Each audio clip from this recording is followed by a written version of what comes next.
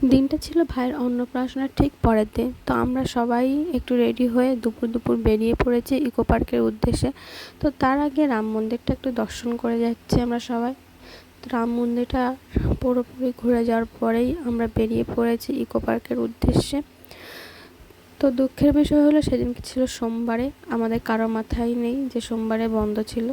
তো যাই হোক, এবার আমাদের দাদা কি বলছে দেখো, শোনো কোথায় ঘুরতে গেলে ভালো হয় বলো। এখন দিনের বেলা কোথাও খোলা পাবি না, কিন্তু এক্সিস মল চ ভেতরে, এসির ভেতরে তো ঘুরতে তো পারবি। হ্যাঁ সেটাও ঠিক আছে, সিঁড়ি উঠবি, সিঁড়িতে নামবি, সিঁড়ি উঠবি নামবি, আর একটু জামা কাপড় দেখবো, তাই তো? হ্যাঁ জামা কাপড় দেখবি, একটু জামা কাপড় দেখবি তো আমার খরচ।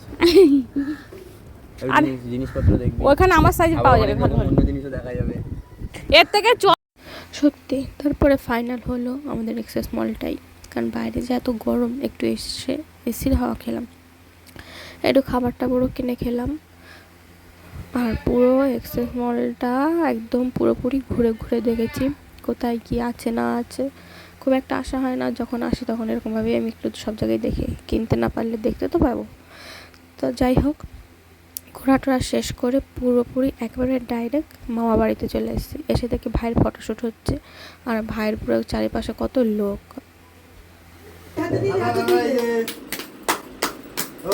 মাথা উঁচু করো, মাথা উঁচু করো।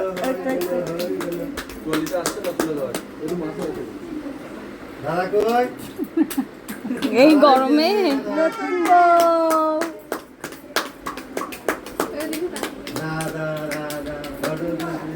হ্যাঁ ঢুকিয়ে দাও মুখের ভেতর, ললিপপ।